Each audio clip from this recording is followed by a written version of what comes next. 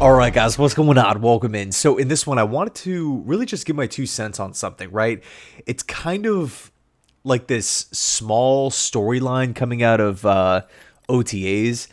I actually received a couple messages regarding the whole topic as well, but supposedly Justin Fields, according to multiple reporters, has been like holding on to the football too long. That's been an area of concern with him before in the past, right? Taking these brutal sacks. But you just kind of feel like it's popping up. Like you're seeing reporters tweet about it. Like, oh, Fields is a little late. He's not on time. Things like that. And I got to be honest, for me right now, it's not really a big deal whatsoever. I think we have to take a look at the reality of the situation where we're currently at and understanding who Fields is. Fields is not Rodgers. Fields is not Zach Wilson. Fields is not Mike White. I think there's a few things that need to be brought up, right, for context purposes. Number one, it's May. We're in voluntary OTAs, unpadded practices with no contact. Understanding that Justin Fields is brand new to the New York Jets. He's learning a brand new system. Everyone's learning this brand new system. The Jets have a new head coach. The Jets have a new culture. The Jets have a new offensive coordinator. The Jets have a new, really, a coaching staff. The Jets have a new play caller. Justin Fields is trying to learn his teammates. Yet in May, I'm not really expecting him to be going 15 of 15 with 3 touchdowns in an OTA practice.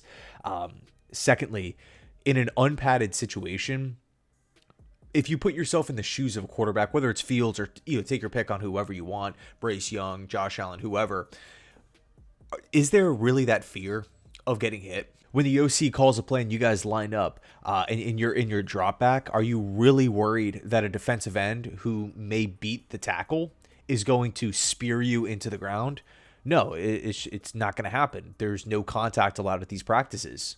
So, in other words, if you are the quarterback here, where is that urgency to really get the football out, right? That kind of subconscious clock in your head isn't ticking. Like, it's not there. You're not going to be hit. So that's kind of the first part of this whole thing, right? Just understanding where we are. If it's week 6, week 7, and we have wide receivers that are running wide open and Fields is just looking right at them and not pulling the trigger, okay, yeah, it's going to be a cause for concern. But in May, there are different areas that you can point to that say, hey, this isn't really that big of a deal. The second big point here is that Justin Fields is a runner. Like, Justin Fields is literally a top 5 running quarterback in the National Football League. In order to be a successful running quarterback, successful dual threat quarterback, whether you are running and picking up yards, picking up first downs, getting in the end zone, whatever, trucking over defenders, putting moves on guys, you're a dynamic runner, or you're extending plays, pocket breaks down, no one's open, you got to run around, keep your eyes down the field, and make something happen. In the passing game, either way, you're utilizing your legs. If you're a quarterback like that, you naturally aren't going to be so quick to throw the football away. You're not going to be so quick to dirt the football. You're not going to be so quick to hang in the pocket, right? Because as that runner, you physically need the football in your hand. How good of a running quarterback? Let me ask you, would Lamar Jackson's rushing yards be impacted if he threw the football away when his first or second read was not there? Here's a pretty interesting chart from an Athletic article that was released, basically talking about processing time with quarterbacks, right? And kind of how that's linked to guys that get the football out quickly. And if you take a look at the top 8 guys, the 8 guys that were listed here, Baker Mayfield, Jordan Love, Derek Carr, Justin Herbert, Trevor Lawrence, Tua, Stafford, and Dak Prescott, all really good quarterbacks. And by the way, the list ended at 8. These are the only names that they listed here, but out of the top 8 quarterbacks here, where's Josh Allen's name? Where's Lamar Jackson's? Where's Jalen Hurts? Where's Patrick Mahomes? Where's Kyler Murray? Why am I bringing up those quarterbacks? Because not only are they, for the most part, all great, Kyler, debatable, pretty good, but still a franchise quarterback. But all of those quarterbacks have more so the skill set to adjust in Fields over Carr, Herbert, Love, where it's win from the pocket first. I mean, if this is directly linked to processing time, You mean to tell me that Patrick Mahomes can't process, or Josh Allen can't process, Jalen Hurts can't No, I think there's a direct correlation with the runner, the real dual threat who could hurt a defense with his legs, actually hurt the defense. I'm not talking about, oh, he gets loose, he breaks free from the pocket, maybe one or two times a game and picks up like 3 yards or 4 yards, or, fends off a defender to like fit in a tight window pass with like a D end hawking him down. He can stiff arm and get the football away. I'm talking about an actual threat. Like DCs stay up at night trying to figure out how do I contain Lamar Jackson? How do I contain Kyler Murray? How do I keep these guys in the pocket? How do we not get beat by his legs? Justin Fields is in that category. The difference with Fields and Allen, Mahomes, these guys are MVPs. They're Super Bowl champions. Lamar Jackson, right? All, great quarterbacks. Justin Fields hasn't had that overall team success, but just when you look at like the archetype of player, Fields does not fit in with the Trevor Lawrences and the Derek Carrs of the world.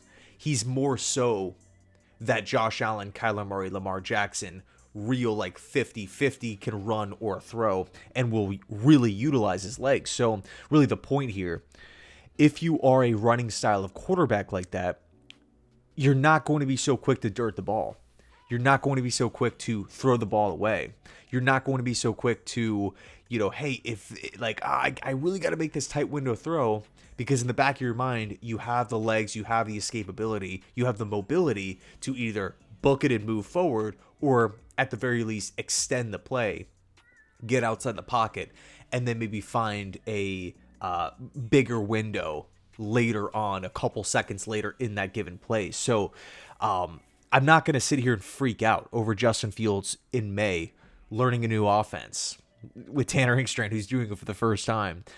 Fields is trying to learn his teammates, understanding that he is a run heavy type of quarterback.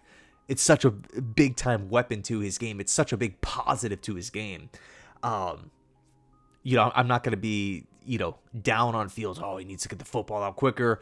Okay, again, maybe week 8, week 9, week 10, if we are seeing wide open Garrett Wilson slants and Fields is looking right at him and he doesn't feel confident to pull the trigger, okay, it's an issue. But at this point, I think it might be a bit overblown as far as something that the Jets need to worry about. Something else too, by the way, that I think is worth mentioning is, teams, whether it's NFL teams, college teams, high school teams, they'll literally implement drills where the offense will get up to the line up, they'll call their play, and everything is totally normal. The only difference is the quarterback actually does not throw the football. He does his drop back, he goes through his reads, but he's not throwing the football.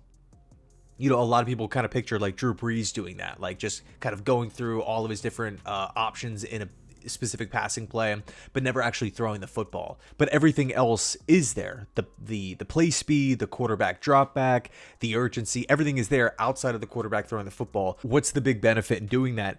Number one, it ties the quarterback's eyes to the body, to the feet. So in other words, it trains the quarterback, of course, from like a mechanical standpoint, which then trickles into more accurate passes over time. But also it helps slow the game down. It slows the game down, right? When you are going through your reads and you don't have the expectation of, okay, I got to deliver a football. Like, because as a fan, like you're watching these games, I'm watching these games, you're kind of thinking like the high point or like the climax of an offensive play is when the quarterback throws a pass. The ball's in the air. Like, what's going to happen? Is the guy open? Is he not open? Good catch, interception, touchdown, yards after. Like, that's the peak of the play. And for the most part, young quarterbacks have that mentality as well, where the play's building, anticipation, it's climbing up until that release point, right? Got to make a throw. But when you remove that throwing aspect from these drills, from the drop back, from going through your progressions, what it does is it just kind of separates it, and it puts the focus more so on going through your reads, understanding where to go with the football, looking at what you're seeing and really digesting it. And then the throw is not necessarily an afterthought, but it's just the second part that comes on afterwards, right? After you get the drop back down, after you get the progressions down, after your feet in your eyes, and your body. They're all tied together where you're really decreasing the chance of poor mechanics on a throw. So once you get that stuff down, then all we have to do is just tack in the throwing part, and quarterbacks, they spend their entire life throwing the football. So I think it's a good manipulation. It's not a right word, from the coaching staff, but it's a good maybe mind game that they can play with QBs, where it's just like, hey, handle this stuff first, handle the mechanics, the processing, the overall understanding of the play and where to go with the football. I mean, you're a quarterback, you throw it all the time. The throw is just that's the conclusion of the play, right? Do the hard stuff first, then tack on the throw. So again, I think for me, to see, Fields is holding on to the football for too long, is this a cause for concern? This isn't going to work at the NFL level. He's going to be taking a lot of sacks. I think all things considered, looking at, where we're currently at in the offseason, and also too, with more reps, more practices, more film that Fields watches. By the way, the Jets are implementing like the GoPro on the top of the helmet, which is something that some NFL teams do. A lot of college teams do it. I think the Miami Dolphins actually released the Tua footage on their YouTube channel or something, or definitely a part of it, which I always think is pretty cool. But regardless, with Fields being handpicked by this Jets team, and again, going through these practices and everything like that, watching the film, you got to imagine that the overall release time is going to be sped up over time. So anyway, let me know your thoughts down below in the comment section. I don't think it's time to panic over this little kind of side story. So thanks so much for watching. Let me know your thoughts, and as always, go Jets.